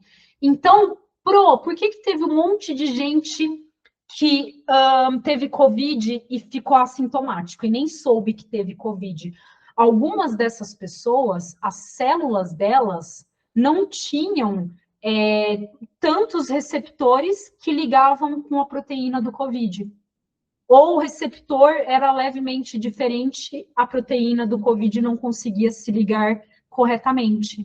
Então, essas pessoas, elas tinham uma menor susceptibilidade a apresentar sintomas do COVID do que outras, a ter a infecção, sintomas da infecção do que outras, tá? O capsídeo, né? Então, falei que o capsídeo é um conjunto de proteínas, né? E essas proteínas, cada bolinha a gente chama de capsômero. Não precisa decorar tudo isso agora, tá, gente? Isso a gente aprende com o tempo, tá? Cada proteínazinha a gente chama de capsômero e o conjunto a gente chama de capsídeo. E no miolinho vai estar o material genético, ou DNA ou RNA, nunca as duas coisas juntas. Geralmente são poucos genes que são contidos nesse material genético, tá? E esses genes produzem algumas enzimas do vírus, algumas enzimas, tá? O material genético não é muito extenso, vamos dizer assim. E aí a função do capsídeo é proteger esse material genético, né? E se é um vírus envelopado, ele atua na proteção, certamente, mas se o vírus não é envelopado, ele é mais importante ainda, porque já é a primeira camada. Então, ele vai proteger o material genético da destruição, tá? Então, por exemplo, quando chega um vírus, você colocou a mão no nariz do seu amigo, pegou um vírus aqui, esse vírus, ele não é envelopado, tá? Ele só tem o capsídeo. A sua mão tem enzimas para digerir material genético. A sua mão tem nucleases, tem enzimas para digerir material genético. O capsídeo, ele ajuda a proteger o vírus dessa digestão. Faz sentido para vocês isso? E aí, olha só. Aqui, já comentei, né? Eu e a minha mania. A galera da pós viu, né, gente? Eu falo 2 horas. E aí, depois, eu passo 30 slides, porque eu já falei todos. Gente, álcool 70 elimina vírus envelopados, porque o álcool 70, ele age no envelope, né? Então, ele acaba destruindo o envelope do vírus. Por isso que a gente usava muito álcool 70 na época do Covid, porque o Covid é um vírus envelopado. Covid é desse tipo. Se o Covid não fosse um vírus envelopado, a gente ia ter que se utilizar de outra substância química, que não fosse álcool, porque álcool não iria resolver. Álcool 70 só vai funcionar em vírus envelopados, tá? E aí, olha só, como que o vírus... Eu coloquei um exemplo de infecção, que aqui eu vou ter que apagar, estava tudo bonitinha as animações, né? Mas agora eu tenho que tirar porque simplesmente ele não deixa mais eu fazer a apresentação. Isso é para eu nunca mais tirar a apresentação da tela do Meeting. Olha lá, então pensa aqui, a célula está aqui, exemplo, vírus envelopado, capsídeo, e o material genético está aqui dentro, não está representado. A célula tem um receptor, que é uma proteínazinha, e que se liga perfeitamente com uma espículazinha, que é uma proteína do vírus. Então, não é qualquer porção do vírus que faz interação com a célula, é uma porção específica, tá? Então, exemplo, isso aqui é o COVID. Essa aqui é a proteína spike, que é a espícula do COVID, que faz interação com o receptor das células do corpo, principalmente as pulmonares. E aí, o que acontece? Depois que ocorreu essa interação, né, o vírus envelopado, ele se funde com a membrana, ele tem a membrana dele, o envoltório, então ele se funde, e ele acaba passando para dentro da célula, né? A gente tem, então, um processo, ele é endocitado, ele passa para dentro da célula. Dentro da célula ocorre um processo que é chamado de desnudamento. O que é isso? O envelope dele é destruído, e aí é liberado o material genético e as proteínas do capsídeo, né, as bolinhas, o capsômero. Ele é todo desmontado quando ele entra na célula. Depois que ele é todo desmontado, olha só, você tem lá material genético e as proteínazinhas. Aí ele começa a utilizar o maquinário da célula, as organelas, as proteínas, as enzimas da célula para se replicar, para fazer cópias dele. E aí ele faz cópias do material genético, que pode ser DNA ou RNA, faz cópia das glicoproteínas, e aí ele se monta, e isso ocorre de uma forma espontânea. O capsídeo, ele se forma em volta, as proteínas se formam em volta do material genético de uma forma espontânea, tá? E aí formou, então a gente tem lá, olha só, material genético, capsídeo formado, e aí ele vai para a membrana da célula e sai, ele vai para o meio externo. E esse processo de ir para o meio externo a gente chama de extrusão. Quando ele sai levando um pedaço da membrana plasmática, tá? Então, o envoltório, o envelope, por exemplo, do COVID, quando ele está ali saindo da célula, ele tem parte dele é da membrana, né? A composição dele parte é a membrana da célula do hospedeiro, né? E aí ele sai inteiro e vai fazer o quê? Vai infectar outras células. Esse é um mecanismo de infecção, tá? Nesse caso aí, gente, essa célula aí, ela não morreu. Pode ser que ela venha a morrer depois, mas não necessariamente ela vai morrer. Não necessariamente ela vai morrer. Agora, tem um outro ciclo reprodutivo de vírus que obrigatoriamente ele se reproduz e ele mata ela, né? Ele sai dela e causa a morte dela, tá? Então, é aquilo que eu falei, são várias formas de se replicar, de copiar o material genético e produzir as proteínas, e são formas diferentes também de infectar o organismo. Essa forma é um jeito, entrar por meio da ligação do envelope com o receptor. Mas se o vírus não tiver envelope, vai ser uma proteína do capsídeo que vai fazer contato com o receptor. E não é só isso, tem o contato com o receptor, tem fusão, tem diversas partes moleculares que ocorrem e que a gente não detalha tudo, obviamente, tá? E tem vírus que entra no organismo, entra na célula e fica latente. Tem vírus que, depois que ele entrou na célula, o DNA dele se integra ao DNA da célula humana, tá? O vírus do HPV faz isso, tá? Ele se integra ao material genético. E às vezes ele pode ficar latente lá por anos, às vezes não pode nem dar sintoma, e às vezes ele causa o HPV, né? Doenças, então vamos lá, causadas por vírus. Herpes, o simplex, né, por exemplo, que dá na região da boca.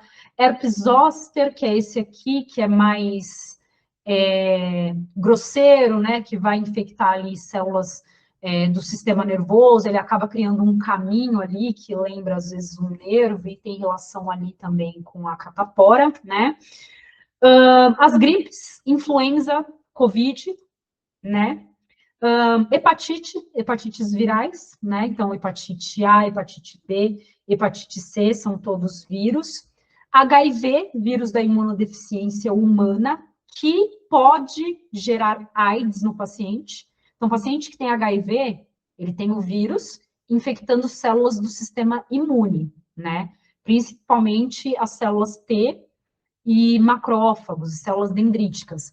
Mas a AIDS nem sempre está presente num paciente que tem HIV, porque AIDS é o quê? É a pessoa apresentar imunodeficiência. Então, eu posso ter HIV e não estar imunodeficiente, não ter a síndrome da imunodeficiência, que é a AIDS, né, a sigla. Ou eu posso ter HIV e acabar apresentando AIDS junto, que é a síndrome da imunodeficiência, que é quando os meus leucócitos, as minhas células imunes, baixam absurdamente, tem um limite para isso, né?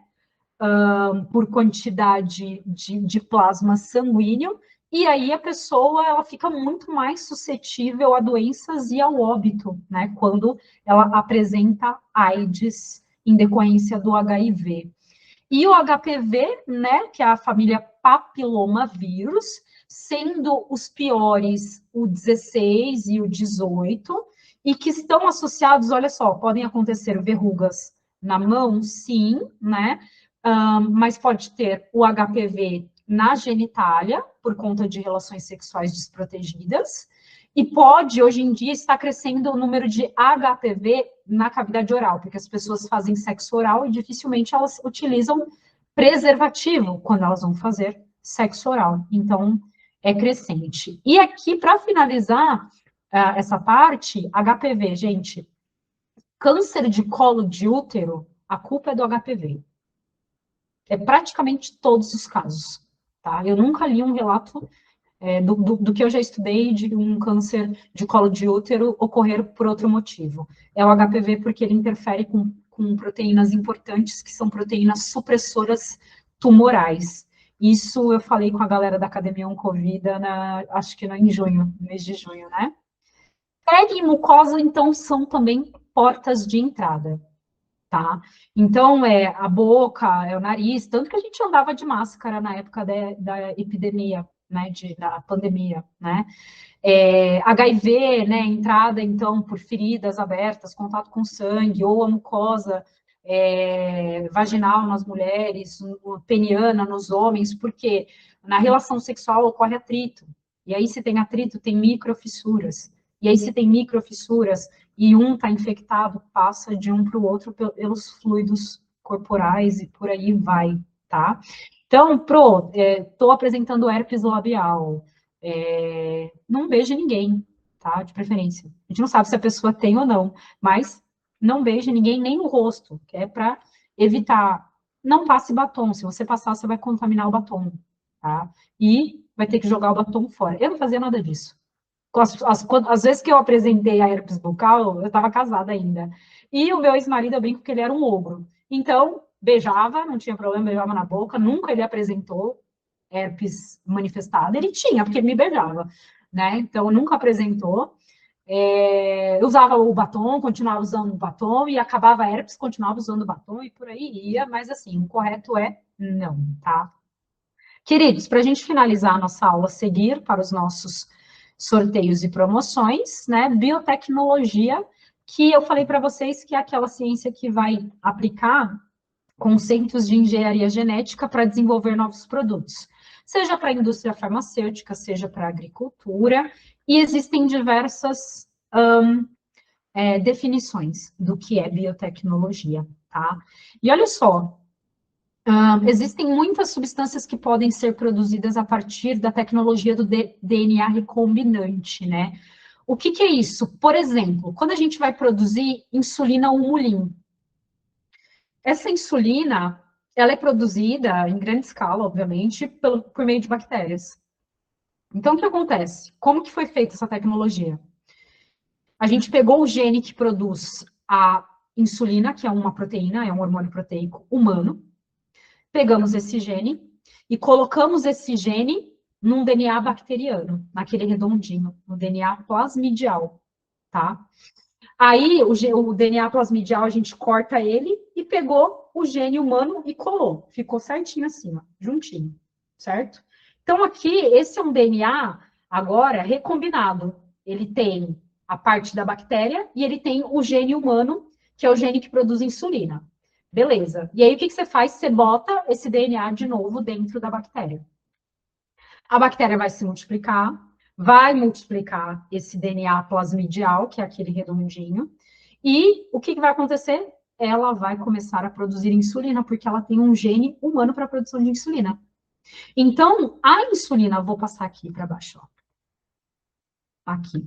Essa insulina aqui, ó, a humulin, ela foi desenvolvida a partir de tecnologia do DNA recombinante. Então, ela é produzida em larga escala por meio dessa tecnologia que eu comentei com vocês. Então, é muito fácil você pegar bactérias e fazê-las crescerem, né, em número, em grande quantidade, em ambiente propício para isso, obviamente, em grande escala, e ela vai produzir a proteína que você quer, que é a insulina, e aí você vai isolar aquela insulina e vai colocar dentro do frasco e vai vender. Eu vendi insulina humulin a rodo na farmácia, né? Isso aí tem que ficar armazenado na geladeira, o cliente vai comprar, pegou na geladeira e entrega para ele, né? Então, olha só, biotecnologia, né? A gente já usa biotecnologia há muito tempo. Há muito tempo, lá nos primórdios, quando se começou a fabricar pão, né? Já se utilizava de biotecnologia, por quê? Porque você utilizava o fermento. O que é o fermento? Levedura. O que ela faz? Consome carboidratos do pão, e com esse consumo libera CO2 e libera álcool, ela faz fermentação. Só que isso faz o pão crescer, né? Aí o CO2 evapora, o álcool evapora, o pão fica lá aerado, cheio de buraquinhos, e você fez a massa crescer por meio de um fermento biológico das leveduras, né? Biológico porque está vivo, né? E aí, olha só, além da humulin, a gente tem o biomatrop, que é GH, hormônio GH. Gente, o hormônio GH é o hormônio do crescimento que diversos atletas, inclusive, utilizam para hipertrofia, né? Para crescimento de massa muscular, o anabolizante. Mas tem pessoas que precisam utilizar esse hormônio não para fins estéticos ou atléticos que precisam utilizar esse hormônio porque elas têm uma deficiência ou algum problema na produção desse hormônio. E esse hormônio, esse medicamento também é produzido a partir de tecnologia do DNA recombinante, que foi o que eu expliquei para vocês da recombinação. Então, você pega um gene do ser humano que produz, que codifica a proteína GH, pegou, coloca no DNA da bactéria, juntou, devolve para a bactéria, faz ela multiplicar, produz isso em grande escala, tá? Além disso, você consegue, por exemplo, produzir plantas resistentes. Quando você vê lá, milho transgênico, a maioria dos milhos que a gente compra no mercado são milhos transgênicos, tá? Por quê, gente? O milho in natura, ele não se dá o ano todinho. E aí o que acontece? Ele tem as épocas certas. Quando a gente coloca genes de resistência dentro das células que vão da semente do milho, né? Um gene para resistência à falta de água, gene para resistência a, sei lá, excesso de sol, gene para resistência a excesso de água. Estou dando exemplos aleatórios. Você produziu um milho transgênico. Você pegou esses genes que são de resistência de outras espécies, né? Pode ser de uma bactéria, por exemplo, e integrou ao DNA da célula do milho. E ali, a partir dali, você produziu a semente. E esse milho cresceu agora com DNA recombinado. Tem DNA dele e tem DNA de uma ou mais bactérias, por exemplo, que geram resistência. Então, você consegue plantar milho e colher milho o ano inteiro. Então, você tem milho o ano todo para vender. Pega lá, a grande maioria das latas de milho vai estar escrito lá atrás. Transgênico, com bacilos thuringiensis e coisa e tal. É a bactéria que foi utilizada nesse processo de tecnologia do DNA recombinante. Algodão, a mesma coisa, né? Então, você pode inserir um gene de resistência à seca, né? Então, se na época de seca, inverno, por exemplo, você vai ter a planta que antes não crescia nessa época, crescendo, porque agora ela é resistente à seca. Gene de resistência, por exemplo, a pragas. Tem muitas plantas que a gente perde por conta de pragas, né? Inseto, micro-organismo. E aí, se você sabe que o milho é suscetível a um determinado tipo de fungo, você descobre um gene que é resistente à infecção por aquele fungo, por qualquer motivo, e você recombina com o DNA do milho. Agora o milho se torna resistente àquele fungo, né? Aquele fungo não consegue mais infectar e matar esse milho. Então, essa é a base dos transgênicos, né? E aí a gente vai ter também biotecnologia, cultura de células, né? Eu estudei câncer via cultura de células. Então, dentro dessas plaquinhas, eu tinha células cancerígenas. E ali eu fazia diversos experimentos para chegar às conclusões que eu cheguei, né, com o meu mestrado. Onde os micro-organismos estão? Vocês já viram. Em tudo. Agora ele não mudou. Tá carregando aqui. A gente já viu que micro-organismos, gente, pensando no geral, eles estão em tudo que é lugar, né? Se a gente pensar em bactéria cianofícia, alga azul, ela tá no planeta todo, né? Aí, enquanto ele está pensando ali, ó, agora mudou aqui o slide. Pensando no bebezinho, né? O bebê, gente, o feto, enquanto formação, ele está estéril, tá? O útero, ele vai ter estímulos para desenvolvimento lá da imunidade, e isso vai estar relacionado à microbiota do indivíduo. Mas realmente a colonização do bebê ocorre no parto. Se for parto natural, quando o bebê passa pelo canal vaginal, ele já é colonizado, e antes do parto, a mãe já apresenta um aumento grande de lactobacilos no canal vaginal. E o bebê vai passar por ali e vai ser colonizado, e ao final do segundo ou terceiro ano de vida dele, a microbiota dele vai estar formada, né? Então, ele leva de 2 a 3 anos ali para desenvolver a própria microbiota. E isso, gente, vai ter diversas influências, tá? É o ambiente onde ele está, é a alimentação da mãe, estresse, se passa estresse, se não passa estresse, se o ambiente é frio, é o clima, tem várias influências para isso. E quando é cesariana? Gente, quando é cesariana, o bebê não passa pelo canal vaginal, mas ele vai ser colonizado pela pele da mãe, pelo ambiente hospitalar, isso vai acontecer também para desenvolvimento da microbiota, tá? E aí, olha só, aqui eu coloquei um resumo, né, de bactérias que são encontradas na nossa microbiota, tá? Precisa decorar isso? Não, gente, mas a gente precisa saber que elas existem, que elas estão lá, e depende, às vezes você decora de tanto que você usa no trabalho, ou você dá aula sobre isso, ou você fala sobre isso, né?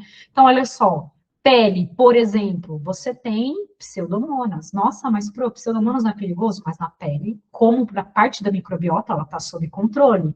Boca, streptococcus, olha só, na boca, a gente tem a cândida, que é um fungo.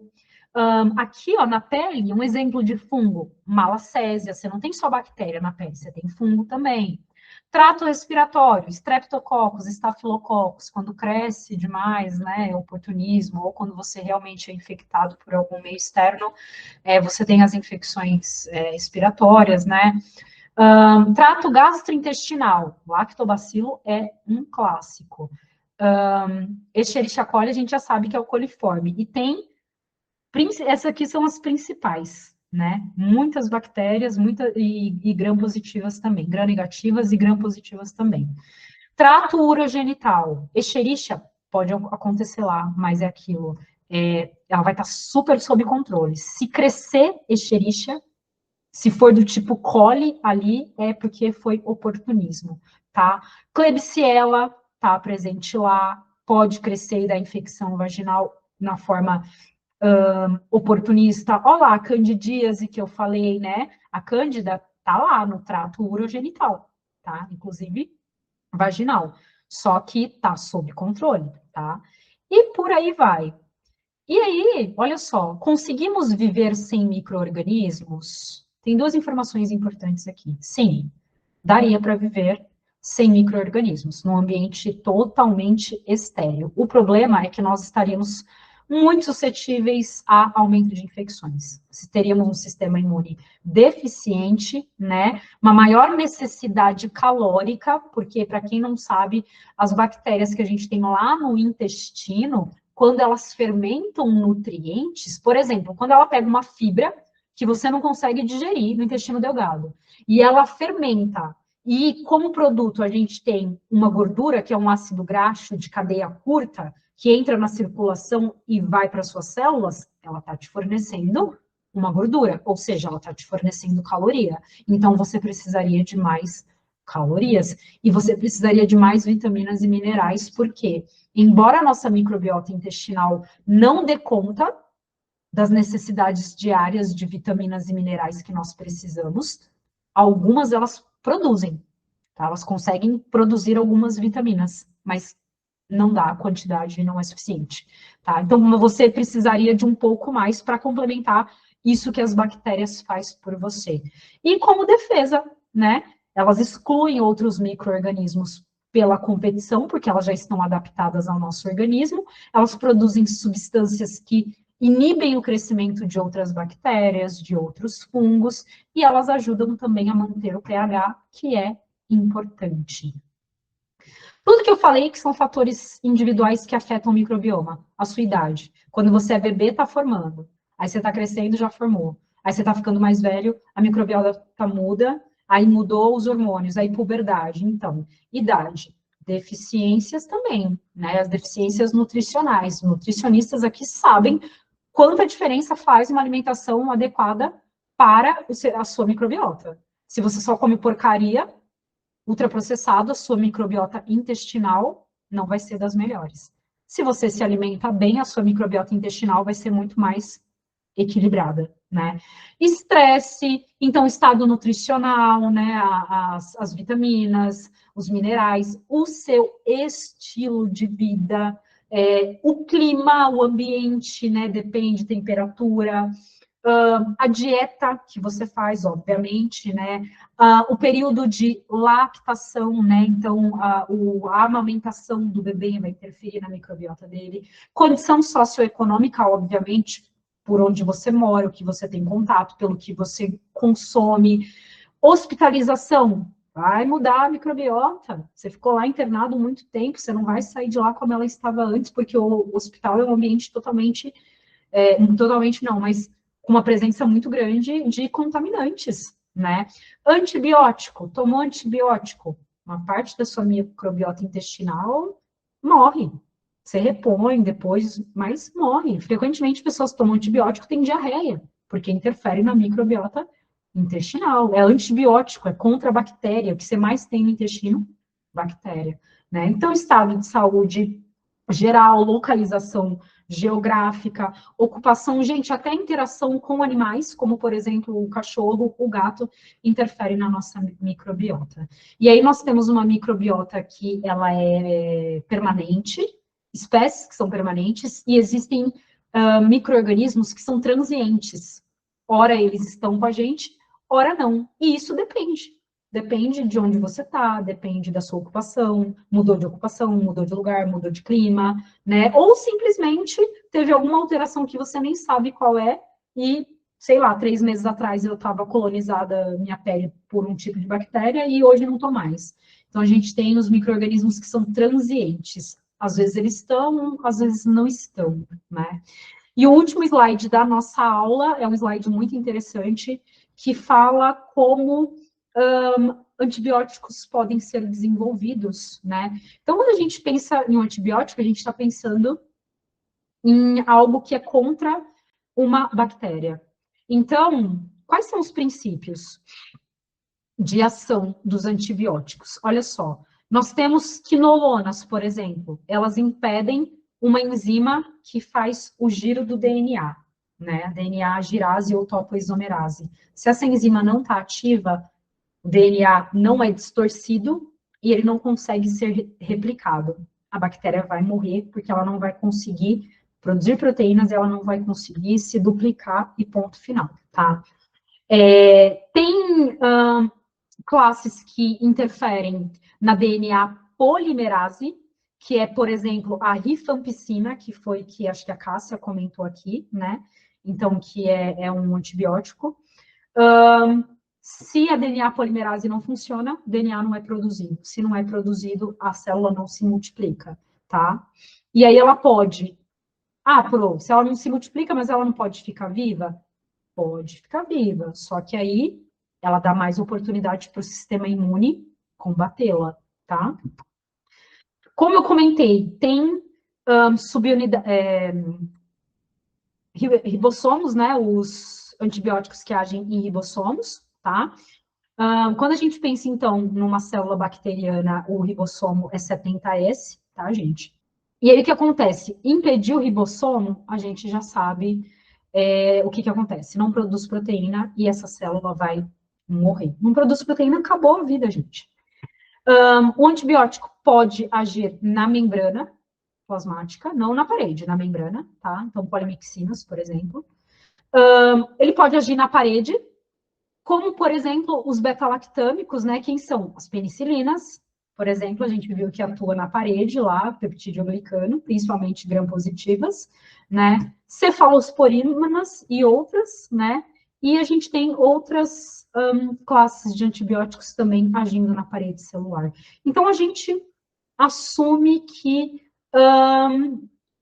a indústria vai se utilizar das diferenças, né? Então, o que tem de diferente na célula bacteriana que a gente pode usar para um medicamento matar ela e não matar a célula humana? Outro exemplo aqui, gente, é inibir a síntese de folato, tá? Então, a gente tem trimetoprima, sulfonamidas, que são classes de antibióticos que impedem a formação de folato. Elas começam agindo aqui no ácido paraminobenzoico, que é base para a formação do folato, né? Vai formar DHF, para depois formar o tetrahidrofolato, que é a forma ativa. E se a gente não tem, então, o PABA agindo, isso não forma, não tem produção, então, de nucleotídeos que produzem DNA e já era. Ela não consegue produzir DNA, ela não consegue se duplicar. E aí, para finalizar isso aqui, vocês tenham em mente duas coisas. Antibióticos, né, as substâncias que são, na verdade, substâncias que são contra micro-organismos, elas podem ser, elas podem levar o micro-organismo à morte mesmo, ela pode levar o micro-organismo ao óbito. Então, ou ela pode fazer com que ele não se replique e que baixe o metabolismo, que ele fique mais de boinha, mais tranquilinho. E aí, se for esse o caso, se essa bactéria ficar mais estática, está viva, mas está estática, o sistema imune tem uma oportunidade maior de agir, tá? Então, não é só o antibiótico que mata a bactéria em si. O antibiótico, ele vai ajudar o sistema imune, tá? Pode ser matando a bactéria ou pode ser deixando essa bactéria mais lesada, vamos dizer assim, para que o sistema imune possa fazer a parte dele com mais tranquilidade, tá? Bom, então chegamos à hora tão esperada. Já chamo vocês de gênios, né? Porque quem está aqui assistiu uma aula gênios, espero que vocês tenham curtido e entendam que o conhecimento está nas mãos de vocês, né? Minhas recomendações: estabeleçam, mantenham e fortaleçam as suas conexões neurais. O que isso quer dizer? Estabelecer é o primeiro aprendizado. Manter é continuar estudando, tá? Fortalecer é estudar mais ainda para que as conexões sejam realmente fortalecidas. É para você consolidar a sua memória. E eu só quero dizer que eu estou muito grata. E não tenho mais palavras, gente. Na verdade, isso aqui é um encerramento, mas não é uma despedida, porque eu falei lá no começo que a hora que me der na telha, a gente vai fazer o café com a Profê do Gênios, vai ser virtual. E café com a Profê é tomar café, é tomar seu vinho e é falar de bioquímica, é falar de outras coisas, né? Então, eu posso trazer algum professor para palestrar. Isso não quer dizer que daqui para 1 ano, 2, 10 anos, o Gênios vai continuar exatamente a mesma coisa. Pode ser que ele ainda cresça, mas ele vai crescer à medida, uma medida um pouco menor, porque eu também estou esgotada.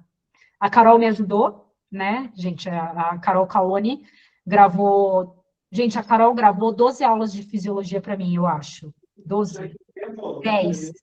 Gente, a Carol é maravilhosa. E olha só, ela falou para mim, ela, Lu, eu já não estava aguentando mais. Imagina eu que gravei 140 e tantas. E ela, gravando 12, ela já não estava aguentando mais, né?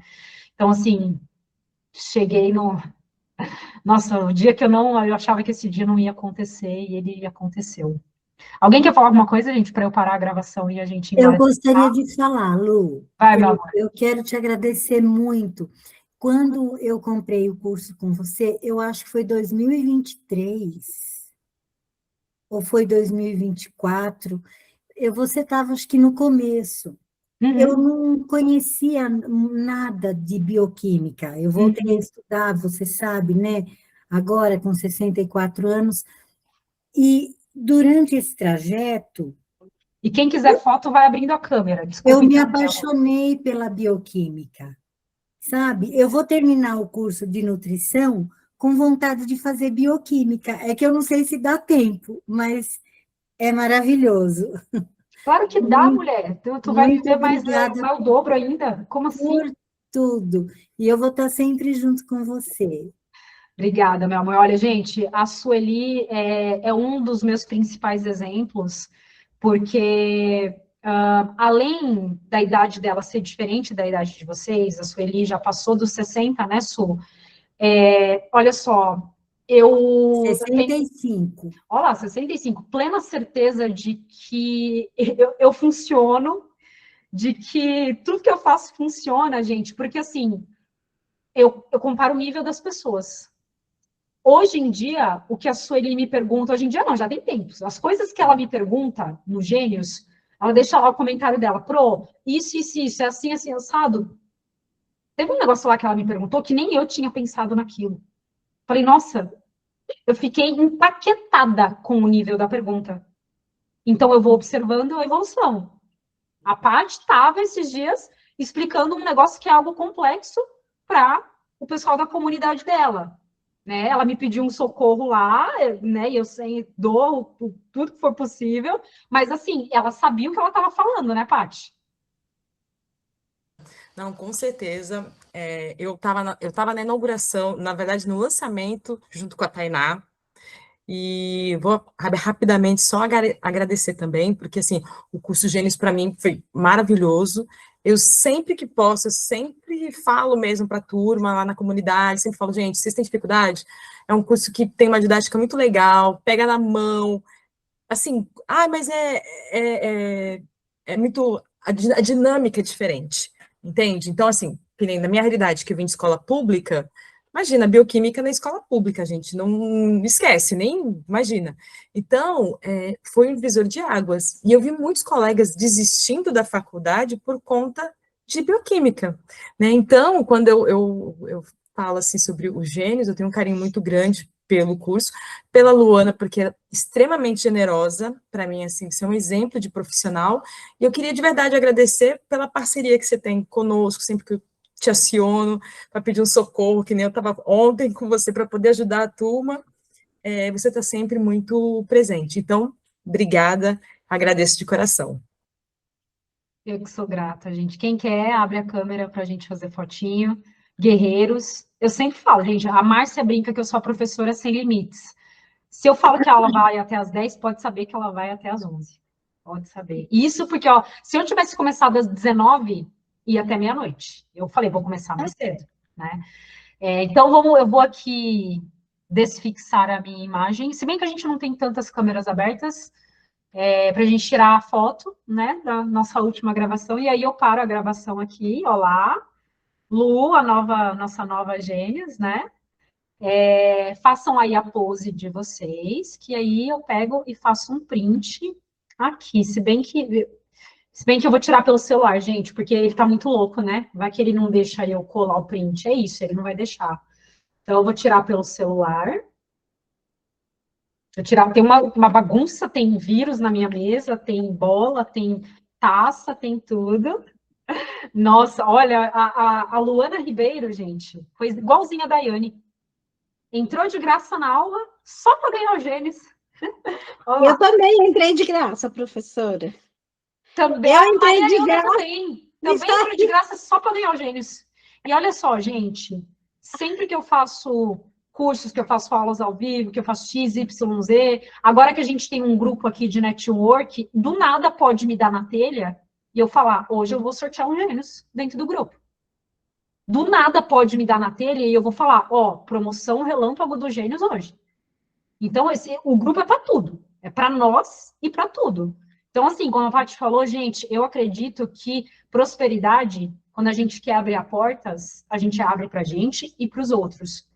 Então, a minha vida sempre foi baseada em saber receber, mas saber dar também, ser generosa. Então, a vida é uma troca.